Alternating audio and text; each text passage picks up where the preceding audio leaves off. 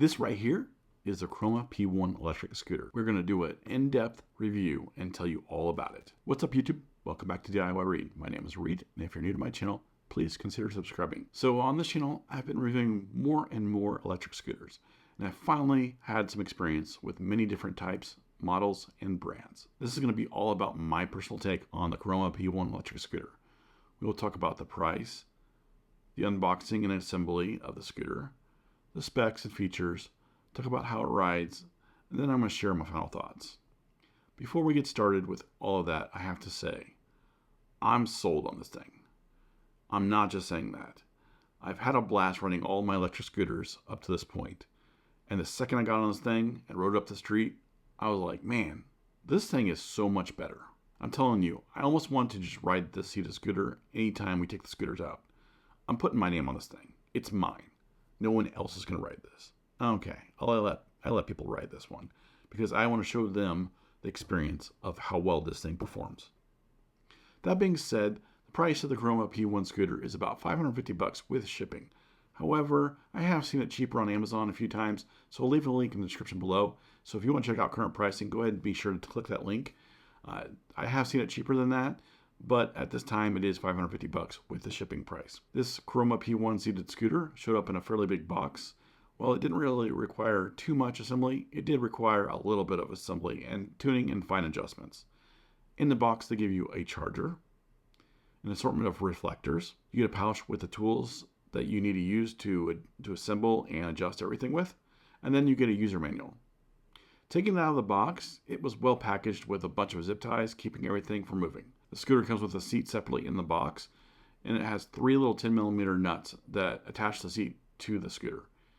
The basket is also not assembled. It goes on the back, and you'll need to mount it with the 4 Allen key bolts that are already in the scooter. The handlebars will also need to be mounted into the steering neck, and then you'll also want to tighten. It's an expanding nut in there, so it'll tighten up, and you'll use the Allen key to make sure that the forks, well, first of all, you want to make sure the forks are aligned, and then use the Allen bolt or the Allen wrench to tighten it up so that way it's secure. Make sure you line up the front end to the tire so that it's all straight. That way you're not all like wonky or kind of holding the handlebars at an angle when you're trying to go straight. You don't want that to happen. I had to go through the brake levers, bell, throttle, and adjust them all to make sure that they're tight, first of all, because they were loose, and also make sure that they were kind of set up the way I wanted them. The handlebars do have a quick release so that it can fold up for storage or transportation, which is kind of nice. Now, one thing on mine is the brakes, both front and back, came adjusted properly, so I didn't really have to mess with that at all. The tires did come out filled with air, but I made sure that I filled up with enough air because they weren't quite flat, but they weren't quite all the way filled. So I guess halfway filled.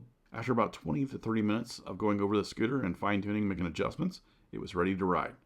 Well, except for making sure it was fully charged. I went ahead and took it up the street and around the block before I charged it fully, but then I brought it back and I made sure that it was fully charged before I took it back out. Before we go into the specs and features, let's do a quick overview of the scooter from top to bottom, front to back, starting with the handlebars. On the right side of the handlebars, you have a throttle. This throttle is kind of like a motorcycle style throttle, unlike the thumb throttle you usually get with electric scooters.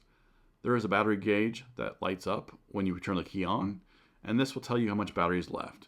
Below that, there is a button for the headlight, and it's just a push on and off button. Then there's the rear brake lever. Moving over to the left side, you have the bell, the front brake lever, and then the left handlebar grip.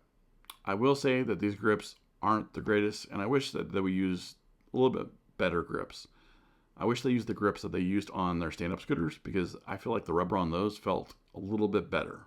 On the front, you have the 14-inch wheel and tire, along with the mechanical disc brake and rotor. Here you have a nice wide platform to rest your feet on. Below that, it stores the battery and other electrical components. The key on the side allows you to turn the scooter on and off, and it also will lock the platform door that houses the battery and electrical components. Now moving to the rear, you have the seat, which isn't too bad when it comes to comfort. There is a basket on the rear with a brake light on the back. Moving down from there, you have individual rear shocks. At the very rear, we have another 14-inch wheel and tire with mechanical disc brake and rotor. Last but not least, we have a kickstand. This baby packs a punch at 500-watt brushless motor that can peak at 819 watts. This will power the scooter to a top speed of 20 miles per hour. You're going to be scootering at 20 miles an hour. That's pretty quick for a scooter like this. It has a 48 volt, 7.8 amp hour lithium ion battery, giving you a range of 25 miles on a single charge. It features mechanical disc brakes front and rear with 180 millimeter rotors for reliable stopping and power. The 14-inch aluminum wheels and pneumatic tires and front and rear shocks ensure a smooth and comfortable ride. You get a headlight that can switch on and off, and a tail light that doubles as a brake light. This is super handy to have when it gets a little bit dark out or for those night rides. Need to carry something? There's a 13 by 10.5 inch rear rack that can handle up to 11 pounds. In terms of size, the overall length is 52 inches with a wheelbase of 36 inches. The deck is wide with a 9-inch width, and it has a ground clearance of 7 inches. This whole unit weighs in at about 65 pounds. Here are my final thoughts. Like I said at the beginning of this video, I'm putting my name on the scooter. This is mine to ride. I've enjoyed the scooter so much, it's my preferred scooter to ride.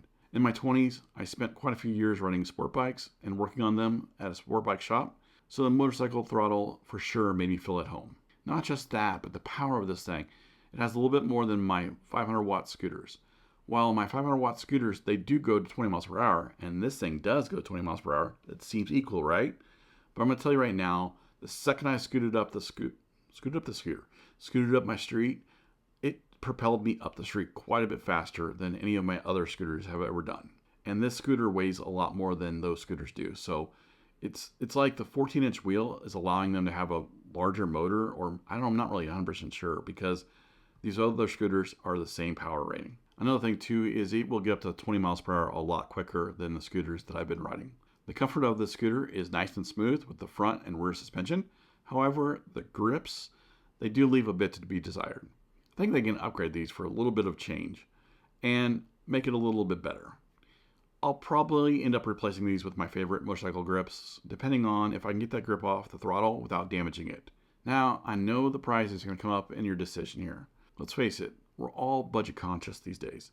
I know that the seated scooter is a bit more than the stand-up scooters.